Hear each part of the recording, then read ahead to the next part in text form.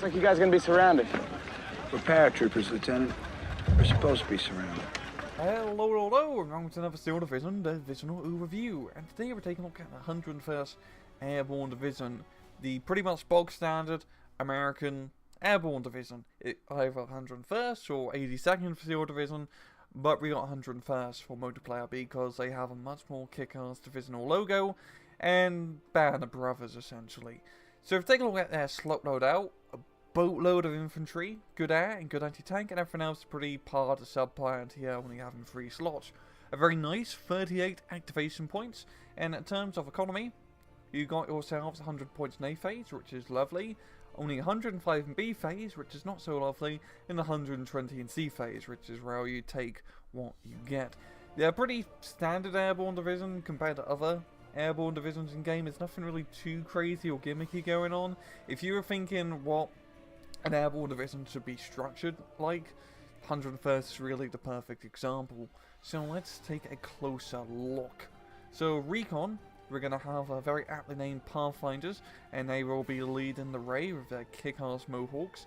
I think a lot of the infantry has Mohawks, but nonetheless, they pretty much have the Noah's Ark of weaponry with 2 Tommy guns, 2 carbines, 2 Garans, as well as Gammon bombs. Gammon bombs aren't great, anti-tank grenades aren't really great to begin with, but they're pretty good recon troops, good optics, and they can work rather well in a fight. Here you want to be getting them within that 100-meter range to really take advantage of the Tommy guns. And they got a good amount too, and the high veterancy helps out as well. So, a very good unit.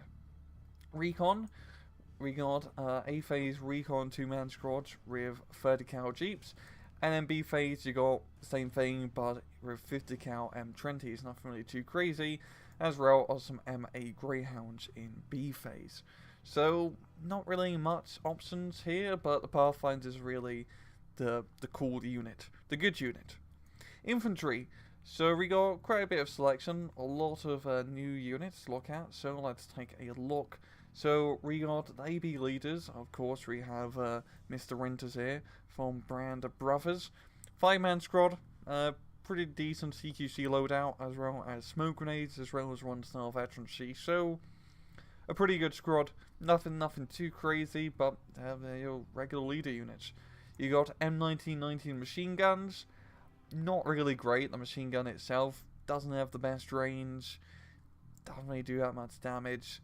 They're pretty subpar in all honesty. I'm not really a big fan of using M1919s or Vickers guns in general. So we got the 2 major airborne units we're going to be using, engineers and rifles. Now engineers aren't like a release state where when this game was released they're broken as hell just due to how flamethrowers worked, but they're still a really good flamethrower unit. It's an 11-man flamethrower squad with 3 Tommies, 7 Garans, as well as the aptly named flamethrower. Doesn't have as much ammo as it had before, but it's still a really good unit. This thing will clear forests, because unlike regular flamethrower troops only have 2 guys, you got 11 guys. Extra HP makes a big difference. Heck, it means you can survive a satchel charge or the bundle grenade that the Pioneers can throw and survive. You're probably going to be able to effectively fire back, quite literally, because you're going to be stunned, but the extra HP makes this very deadly flamethrower unit. And then we've got AB rifles, and same thing as engineers, you got unvetted and vetted ones. AB rifles, equipment-wise, is without a doubt one of the best infantry units in game. They're super duper solid. So we got 2 Tommies, 9 Garans, an M1919, and a bazooka. And its main AB rifles are like the Swiss Army knife of infantry, because they can do everything. CQC, they got the Tommy guns. It doesn't make them super duper CQC guys, but they're pretty decent. I also got the Garand as well, which helps out too. You also have the Brown and M1919, which is actually the best infantry-based machine gun in the game, surprisingly. It does more damage than an MG42 or MG34. So it's pretty damn good. Of course, you're not going to be doing great against Panzer Grenadiers with 2 MG42s, but everything else, like Grenadiers, Pioneers, Osttroop, you're going to beat him out at long range.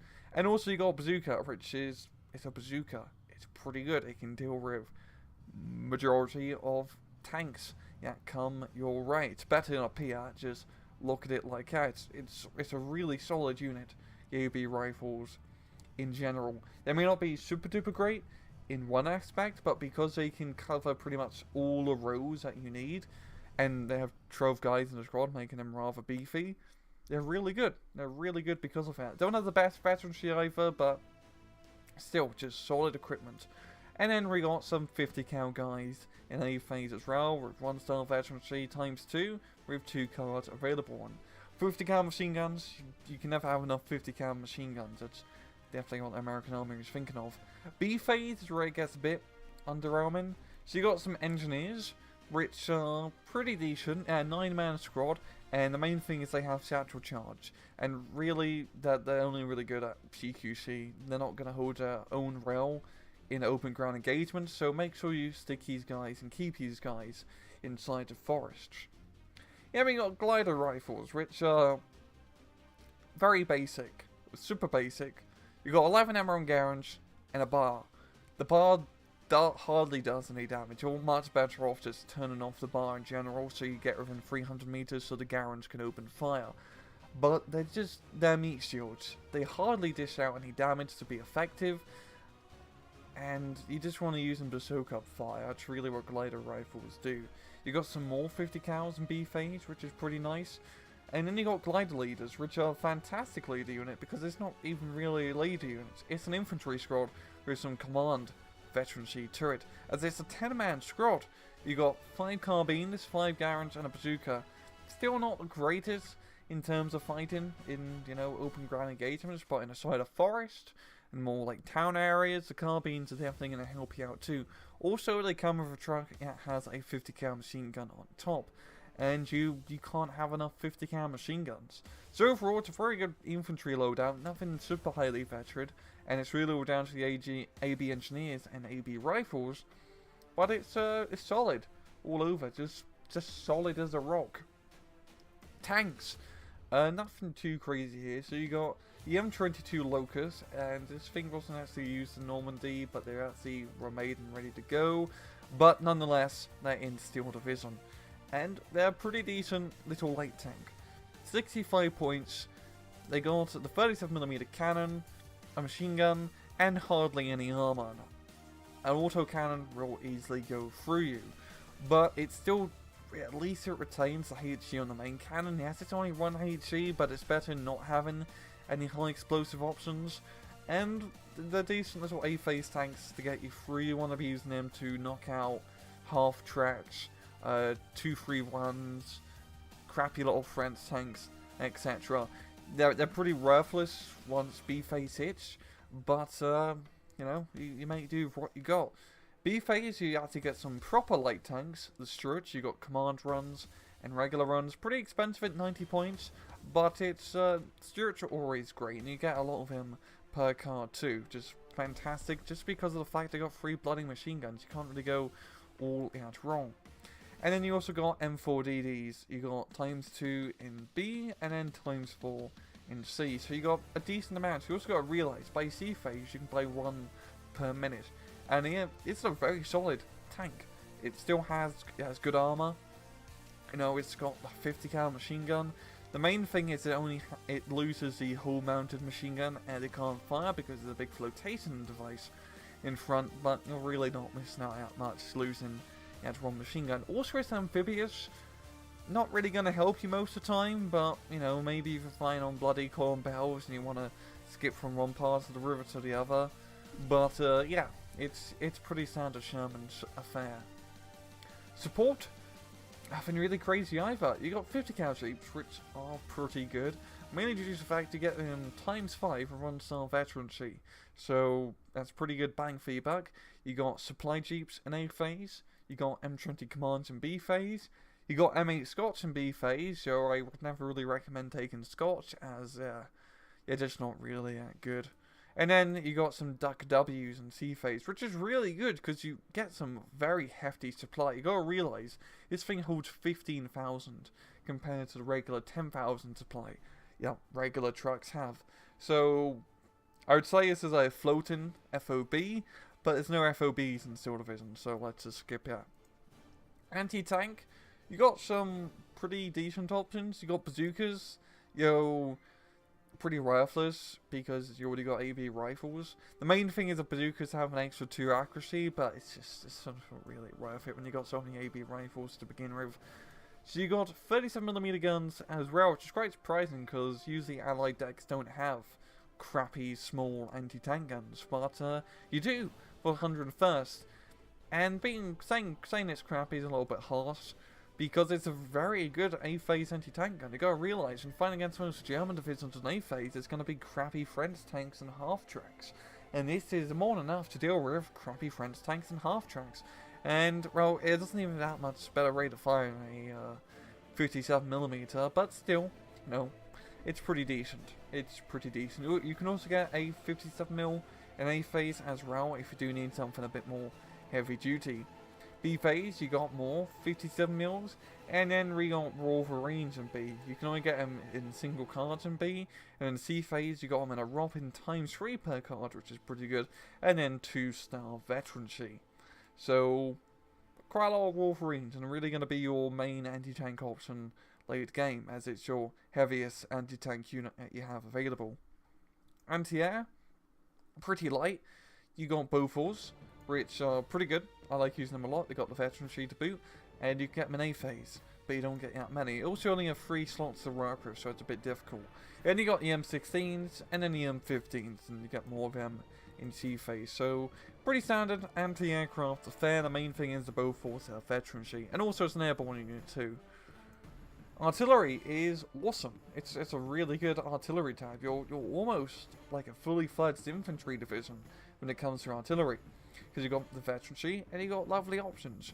So you got 60mm mortars in A phase, great choice. 60mm mortars are fantastic as they shoot fast, have decent range, and they're just great at, you know, popping down smoke for you to advance your rifles, or just suppressing those Panzer Grenadier squads so the rifles can move up. Just good fire support. But also, you got 75mm howitzers in A phase, a proper artillery unit with 2km range and 9 HE, as well as smoke and anti-tank support too. It's a pretty solid pick. It's good. It's pretty good considering this is a 100-point A phase unit, and it's a kind of a proper artillery piece. You can buy 1 per minute. B phase, you got 81mm mortars, which are, you know, they're alright, nothing really too crazy. But also got the 105 howitzer. This is out more damage than the 75, but you'd be surprised because it only has the same range of only 2 kilometers, so not the best range, but, you know, it has pretty good high explosive capabilities. So it's going to be good at killing stuff. The major issue is you're going to get easily counter-batteried, because by the time you're going to be in range to usually shoot something, the enemy, if RASPs or 105s or anything, are going to be able to counter-battery you, and you're just, you know, you're just a towed artillery piece, so you're going to die pretty easily. And then we've got off-map artillery options.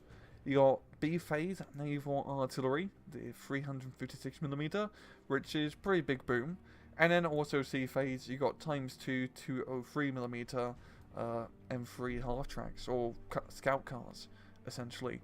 So, pretty good options overall. You got your regular artillery, you got your mortars, and you got your crazy doomsday off-map. So, pretty solid all around. Airplanes, we got a lot of options too, but nothing really too crazy. A-phase grasshoppers, stuff has the veterancy, but, you know, still recon plane. Recon planes aren't actually that bad. I give them a bit too much of a bad rap, but they can be really good when used efficiently, especially when in A-phase the enemy usually doesn't have a lot of AA on the field. Just having one of these out immediately when the match starts to catch your enemy by surprise and see where they're going to be going and deploying, yeah, information can be very valuable. You also got fighter Mustangs. You can get some with 1-star veterancy too, but you probably just want to get the unvetted runs. Mustangs are fantastic fighters. They can catch up to pretty much any German plane in game, and they have a pretty decent armament. Not the most heavy armament, but enough to really deal with most threats, and good agility as well. You can also get a bomber Mustang too in A-phase, which I highly recommend, as it's great at dealing with anti-tank guns, infantry, etc. And it also acts as a pretty decent fighter. It's a bit slower, and, you know, has a worse turn radius, but still pretty good. It can catch up to its Messerschmitts, which is pretty important. B phase, you got more Mustang fighter planes. You get quite a lot of Mustangs because air supremacy, baby. This is what the Allies are good at. You also got some heavy-duty B-26 mortars. These ones drop 810 kilogram bombs, so pretty decent carpet bomber. And also, you gotta realize the B-26 has a great defensive loadout. We have two 50 cal turrets, or we got two 50 cals in the back, essentially. So pretty damn good. I have to say, also run in front as well. So, if you get chased by a plane with this, and also got the veterancy, it usually does a pretty good job surviving. You know, we got thunderbolts, you got rocket thunderbolts, and you got heavy bomber thunderbolts. And I really do mean heavy bomber. Two 450 kilogram bombs, and 230 kilograms. It's pretty damn good, these thunderbolts. And they're still fast. They don't have great agility either, but if you need to chase down a Messerschmitt or some sort of bomber plane, the thunderbolt is still up to the task. And they're both pretty good. The downside is both are pretty expensive. And you also got the heavy duty mortar in B phase. Then in the C phase you got vetted Mustangs, more of the class or carpet bomber B-26s, and more of the heavy duty B-26s. So not really much to go over in terms of units. That's actually rather fast. So let's take a look at a deck that I have built earlier. Once again, deck code will be in the description below, and yeah, this is all pretty much subjective. So recon or Pathfinders. Pathfinders great. Don't really see much worth taking anything else when the vetted Pathfinders are just they're solid all around. Yes, you don't got the vehicles, but yeah, you don't really need it, I think. Infantry. So I'd highly recommend that you take pretty much all the AB rifles and all the AB engineers, and also one leader unit in every single 101st deck you play.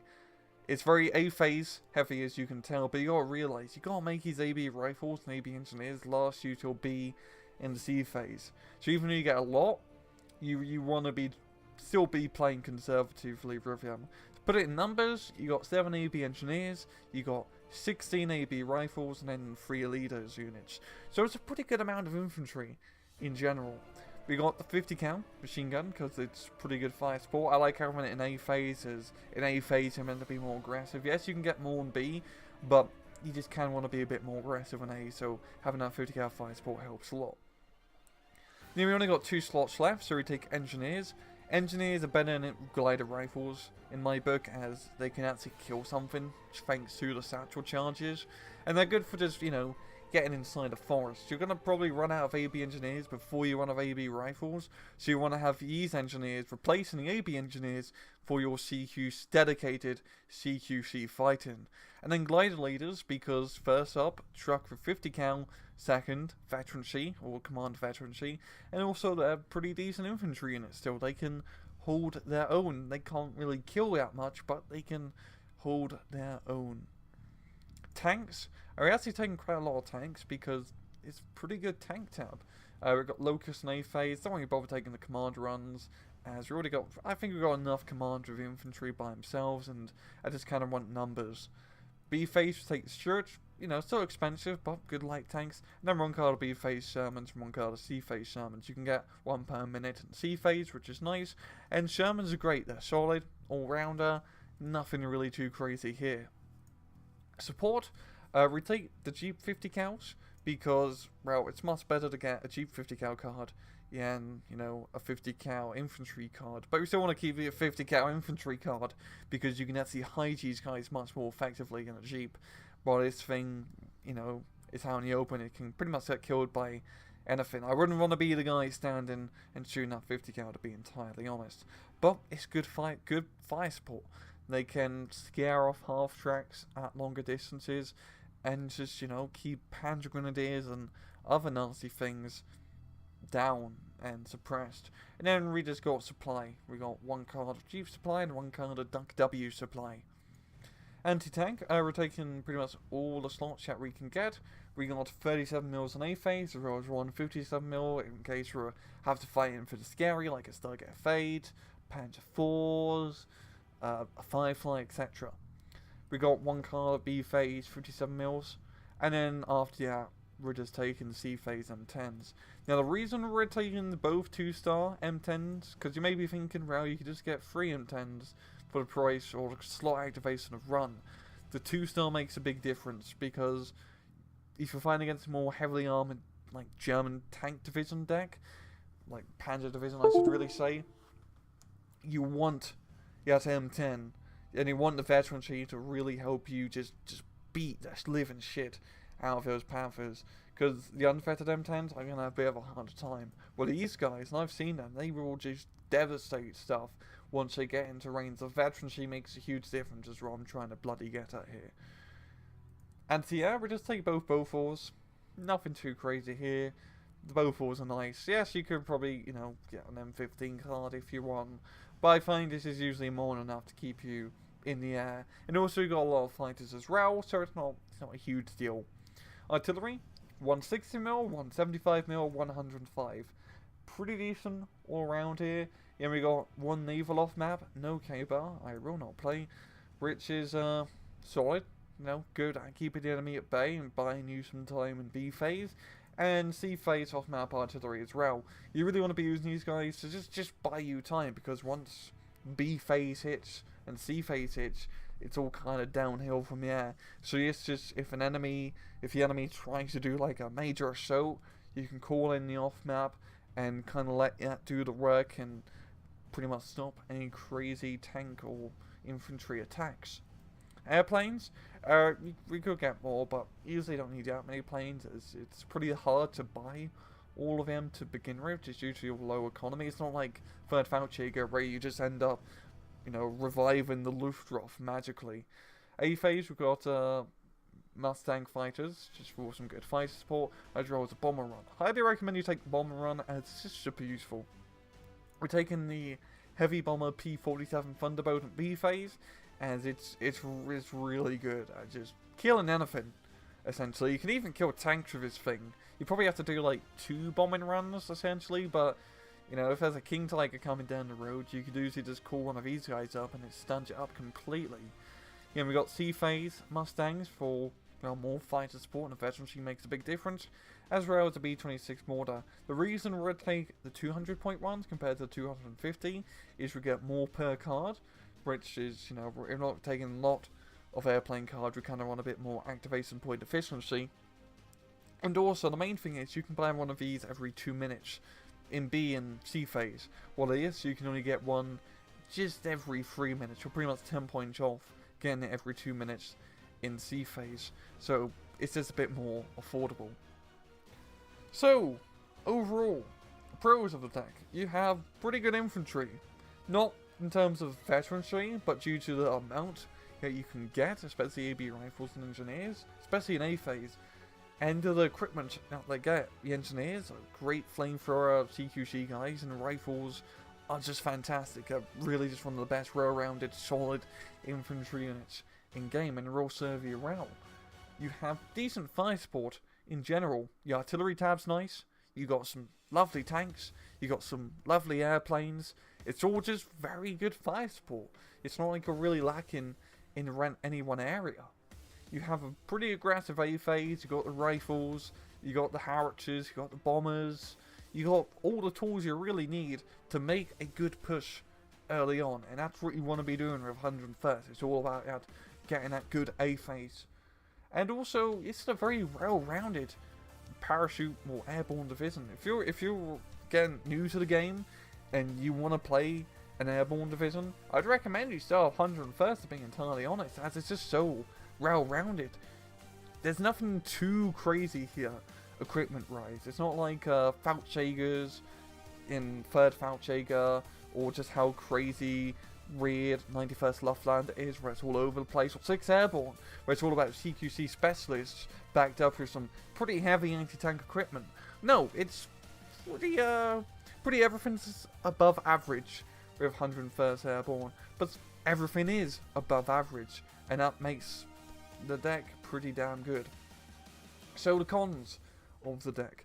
One of the biggest ones, and this is really depends on who you're fighting, is your highest anti-tank weapon is Wolverine, and that has 13 AP.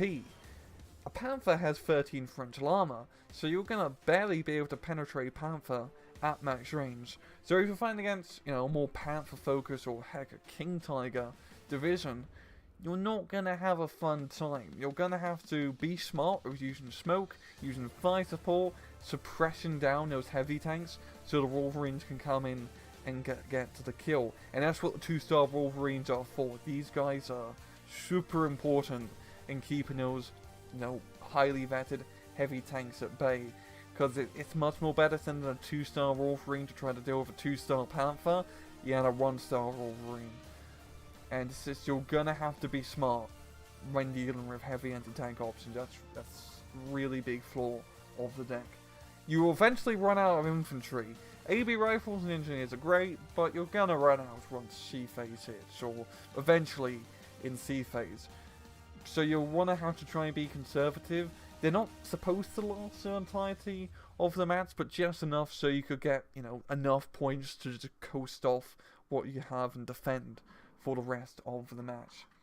And also, you need to get an early advantage to win. If you don't get a good A phase, it can really make or break this division. Not because you can't, like, push later on. You can somewhat push later on, but being able to get a very advantageous A phase where you got all the good defensive locations helps out a ton, because once, like, the middle B phase hits, C phase hits against most German divisions, you're just going to be defending. It's going to be the Battle of Bastogne, where you're just trying to hold till, you know, reinforcements come. Reinforcements in this case being time limit, hitting 40 minutes.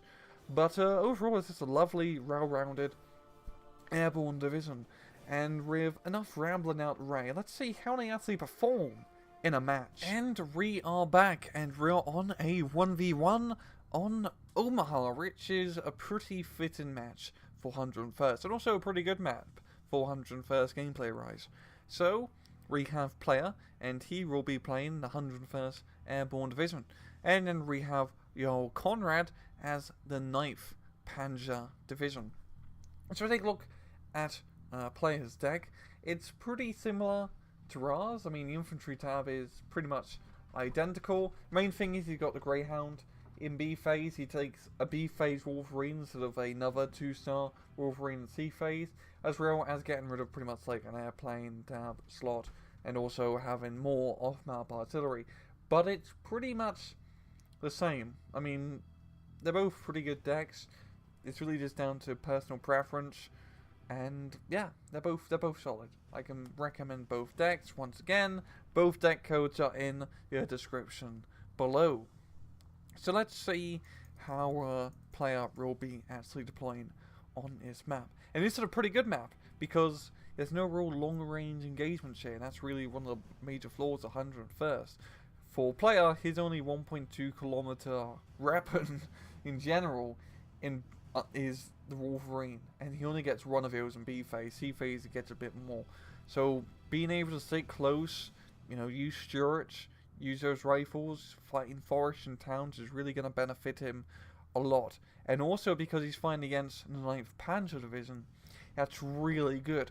As the heaviest armored tank the 9th can get are 2 regular Tigers. They have 2-star veterancy, but with only Trove armor, the Wolverines have a much easier job penetrating them, especially on a map like this, where it's more closer range. So we just see his deployment real fast. We just do it slow. So a lot of infantry going left. Got Locust going over here too. In the middle, quite a bit of infantry as well as Locust, and some guys going into the town. So pretty aggressive. He's going to be trying to get into his middle area here and hold his town, which is a very good position to try and take. A lot of forest, a lot of buildings, and in A phase he wants to be aggressive. He needs to try and take, you know, the town. A good position for him to hold on and just try to coast on for the rest of the match. And Niall, he's a bit more of a defensive posture, defending left, defending pretty much the middle and right hand area. It's really just going to be a fight over this town over here. But here we go, First Mill being deployed, AB engineers in the town, and Players going to be rushing in, getting the leaders out on the AB rifles as well as engineers. The engineers are going to have a real good time early on, as like yeah, ninth can get I think Stern Pioneers in a phase if I'm not mistaken, but he's just fighting against Panzer Grenadiers at the moment. Long range Panzer Grenadiers are gonna eat you up, but if you can get them close, those Panzer Grenadiers aren't gonna have a good time. You can get the Pioneer Fuhrer, which is a rather interesting choice. It does come with the half track, but AB Engineers gonna be important getting in close, and he has actually turned off the Garand on the AB Engineers, which is a smart move, as you do just want to get them within 100 meters to use the flamethrower. You don't want them sitting around at 300 meters, you know, pinging array quite literally with their Garand.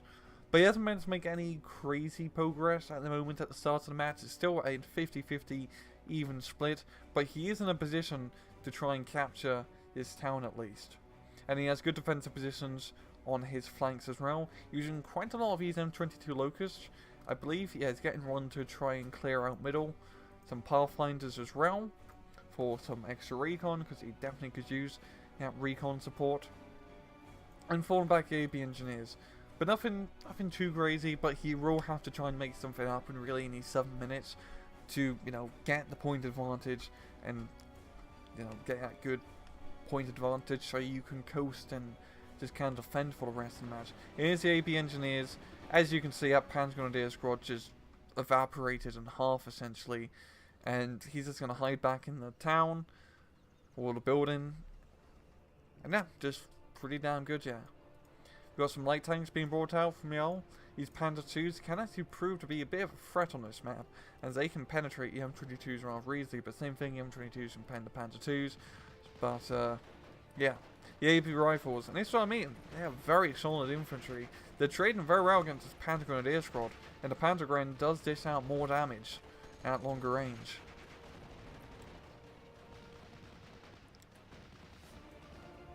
But being able to pin it down, and really the veterancy and the leader units helped out a lot, yeah. But here comes the BEF Panzer II. You know, it's not going to be getting, yeah, I think it's just not, does not have the line of sight on the AB rifles. But he's actually bringing in the Locusts, actually doing a bit of a flanking maneuver here, a little bit risky, and, you know, crew wounded by the Panzer II, and down it goes. Paper thin armor, I mean, it was literally designed to, you know, be dropped, or not dropped out of, but ride in a glider. But the Americans thought that wasn't really a good idea once the day came. As problem with a glider tank, it takes quite a while to actually get out the glider, and by that time, you know, kind of being surrounded and shot at, it's a bit hard. But nonetheless, that's a history lesson for another day.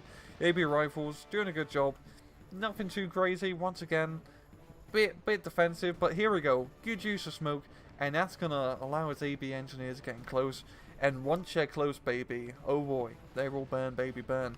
This half track will prove to be a bit of a threat, and it does have 2-star veterancy, and also it's a mortar half track as well. The AB rifles here managing to scare off both of those tanks. That bazooka have proven to be damn efficient, as you can tell. It does lose 137mm in the mid. Not a huge loss, they're very easily replaceable. But the AB engineers are getting close. The Spur troop hasn't actually opened fire. But here we go. And yeah, close range. Without getting about 100 meters, the Panzer Grenadiers aren't going to eat them up. But here's the mortar, drop it in good smoke here. Try and block that Panzer Gren's line of fire. You know, it's just a little bit too long. But the engineers are going to be able to get out. And that's the nice thing about NGs. They are an 11-man squad, so they can take a bit of a beating compared to like your regular 6 or 2-man flamethrower units. Once again, M22 Locusts, very deadly against the Panzer II Lukes, or fighting against it, because that Panzer II can just outshoot you. And even though it may not get like the penetration immediately, it will get that critical hit that will usually stun up or destroy something important that will stop you from shooting the Panzer II. But still, it's putting on good pressure. You know, it's gearing up to do another assault on this town, and once you can get into this town, it's just going to be very easy, as it's just a lovely defensive position for 101st. And you've got the 50 cal Jeep helping to shore up the right side. That 50 cal Jeep is going to be very useful in dealing with these half tracks as well. And the AB rifles are just holding. Yeah, oh, they're pretty good at that, as you can tell. And I believe, yeah, he's bringing up that cheap supply to repair his M22. And here comes the smoke once again. And he is bringing up another AB engineer, another rifle squad in. That is also just a nice thing. You can just get, if you need to, you can just spam a lot of infantry in A phase. Really just try to hammer in now. So, there we go, he rushes in, come on, he unloads. And yeah, the AB engineers are, yeah. Burn, baby, burn. No?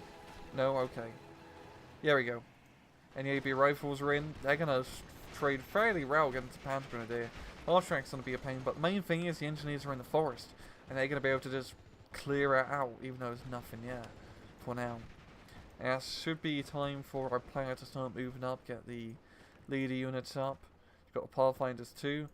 Yeah, will he be able to actually spot the Spartan troops? No, he does not. So that's Spartan troops, actually getting some... Actually, not seeing much, actually. Which is a bit of a shame, because it's in a good position. But the rifles here, I mean, you see the half track gets in too close, rifles zook shit, and a 50 cal Jeep is now trying to get into position. And we are in B phase, and it's going pretty well for players still. Yes, he did not manage to get, you know, to a +1 point advantage in A phase, but he is gaining ground, and this is just a great position to try and get hold of. He also being pushed on the left hand side, but he's holding it really well. He's got the DD tank here, and that's just going to pretty much obliterate anything.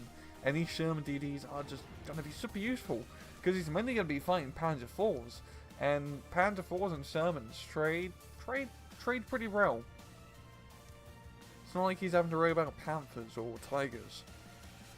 And also he can just, you know, use the hedgerows to his advantage. We've got 2 Panzer IVs coming in on the left hand side here to try and, or middle hand side too. But the AB rifles here have a very nice defensive position. And unfortunately the Panzer IIs aren't close enough. I believe, oh, was that Sherman? Actually, yeah, Sherman's actually getting some good shots here on the Panzer II. And there, he's holding his own very well on the left hand side, and it's really just thanks to the fact that it's hedgerow hell, and it really benefits player because it's not 1.2 kilometer range.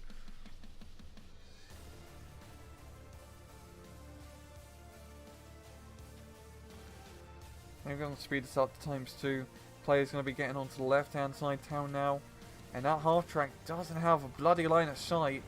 So that AB rifle, or engineer, it's an engineers, which is thankful for half track. You know, I believe as he gets satchel charged, yeah.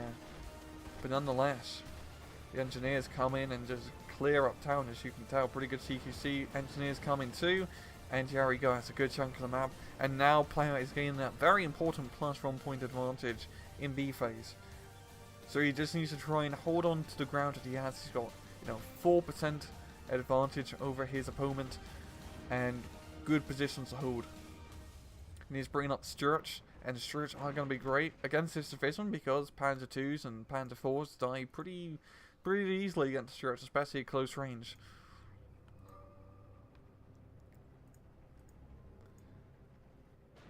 As you see on the left hand side, the Stuart managed to get a driver wounded, yeah. Yo, the Panzer IV almost does kill it, or get them morale damage at least.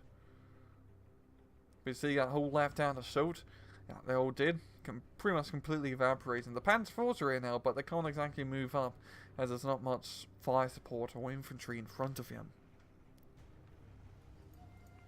And it's just pretty funny, the Spartan troops are right next to this mortar, and they finally get spotted by a leader unit, and yeah, they just go down. And he's actually moving up mortar with the supply truck, which is pretty nice. I like seeing when people actually do that. Yo, he has forgotten about his two units back here, which would now be a good time to move up and defend that middle sector. But you see, player, he's not making any crazy advances. He's not trying to, you know, completely break through run flank. It's just a bit of a slow attrition, and you know, right attack when he got that nice +1 point advantage. And he's got good defensive positions. He wants to try and keep his rifles and engineers alive as long as possible, so he can coast through C phase. And that's what you're trying to do every time with 101st. Get a good early on advantage, and then just coast Just try to coast through C phase like you coast through the senior years in high school. Well, I think that's how you're supposed to do it anyway. But yeah, just defense. We're gonna get us onto time 6 speed because pretty much nothing's happening here. I mean, good use of the bomber plane stunning up the Panzer IV, but he's not going to be committing his tanks to a crazy breakthrough because, you know, just coast on what you got. You may want to get like a recon unit here to, you know, stop anything from getting Panzerfausted, but, you know, he's just defending. Long range rifles, trade over the Panzergrens as usual. And it's going to be tough for you all to really attack. I mean, he really needs to get some mortars, you know, more fire support. He's getting up a 88. Which is going to be pretty useful because once sea phase hits, which is now, you know, 101st, really going to be getting a lot of those airplanes. And we've got Stargate Fate moving up. The Sherman is in a pretty good position to stop it from getting any closer. And now he is actually trying to use some pioneers to get into the town, but the engineers and rifles are still alive. And they're just holding well. And he's still getting that slow +1 point advantage. That's all he needs. That's all he needs.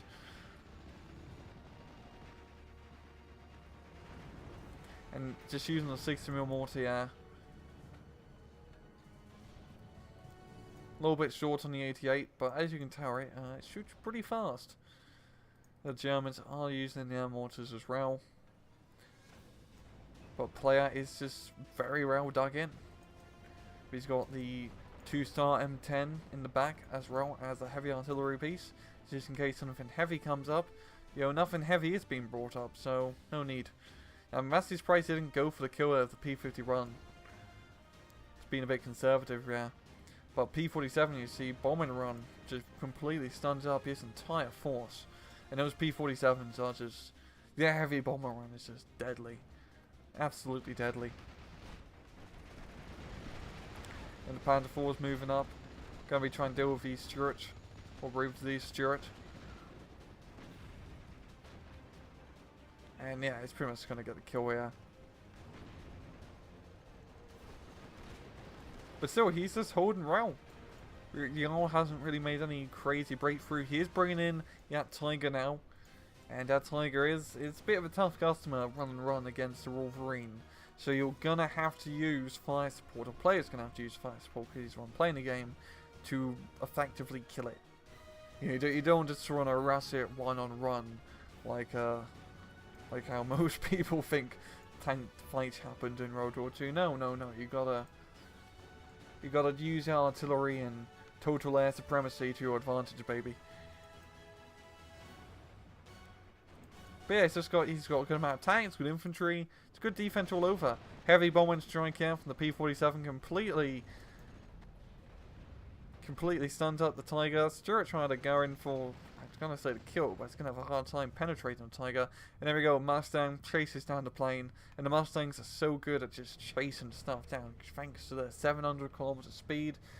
Nothing German can really outrun it, except for the Fokker-Wolf recon plane, but that's like one division, and it can't even fight that well because it has 2 proxy machine guns. But you see, player is positioning his M10 in an area to try and ambush that Tiger if it does move up any closer. But the Tiger's not going to be efficient. I mean, there's a lot of infantry just stationed in towns, and pretty much everything is hidden inside the town. Yeah, it's just slow, you know, just defense. No real crazy pushes here. And once again, just bombs the Tiger. It's not even going to have a chance to bloody attack, because it's just going to get stunned up every time it pokes its head out. It's like Rakamo, but with fat German cats.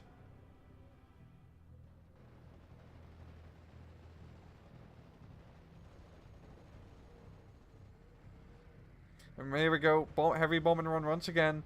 And third time, the Tiger can't do a bloody thing. And there we go, he moves in. He actually moves in the Stuart to try and get the kill. Wolverine gets the Panzer IV, yeah. And he can see that Tiger. He is trying to chase after it. And this is the perfect time to try and chase after it, because it is, you know, it can't shoot back because it is panicked. And he got an engine store there. See, even the Stuart actually doing some pretty good hits against that Tiger, surprisingly. There is actually again. Oh, I may have counted as a side shot. And I think that Tiger can only survive like one more bombing run before it dies, because that's been hit up quite a bit. Which is what I mean. You just use your usual, air superiority, your fire support to keep the heavy tanks at bay. That's a perfect example. A bit different because like Panzer doesn't really get that many heavy tanks. Like you're gonna deal with like 2 Tigers, maybe like a Jagdpanzer here or there, but still just a good display. Once again, left hand side, Panzer 4J surrendered. Now the middle is starting to crumble as all the rifles and engineers are getting killed, and he's probably run low of infantry at this point. But if you're gonna crumble and there's only 6 minutes left in the match and you got a 1,200 point advantage, that's probably the best time for this cookie to crumble. And it's just a delay in action. Once again, see phase hits, you're just delaying. You're not gonna make a major breakthrough. You're just holding out the best you can, battle the best own, yada yada. And the engineers are doing a pretty good job. He's got the second defensive line back here, the Sherman and anti-tank gun. Left hand side is pretty much completely under his control. The R surrenders, and that is a good game. And player taking a pretty good 1,500 kill difference. And take a look at the kills of 37 mils. Doing pretty good. They're great at knocking out half-tracks and light tanks. Who would have thunk? Engineers as well. 2 Pioneer squads on a Panzer Gren as well as a Panzer II. Pretty good. AB rifles, pretty good. There's no real crazy killers here. And that's because, 101st is a very well-rounded division. But it's all, it's all very solid. Everything is solid. Just good kills. I mean, Stuart here, Panzer II and a Panzer IV. Just M10, Panzer IV, it has some light tanks. This M10 killed a Flak 88 and a Panzer IV as well. Very solid all around, nothing crazy. He did lose his M22s at the start, just because they are so lightly armoured and not so great against Panzer IIs. But you see, not really much happened early on as he was trying to make that push. But once that push happened, as you see, late A phase, early B phase, got a lot of kills, yeah. And see through B phase, he's just killing everything. Pioneers, Grenadiers, half-tracks, all going down like flies. And then he just held on pretty well, and even till the end game, he traded very efficiently. But yeah, 101st Airborne Division. It's a pretty well-rounded, nothing crazy, no real, super duper bells or whistles for this division. But it works well. It's solid. It's pretty decent. It's pretty decent all over. There's really not really much else to say. It's just extremely decent. It's extremely good. And yeah, I'm gonna stop rambling and leave it. Yeah, I hope you guys found this video useful. And as usual, please just take it easy.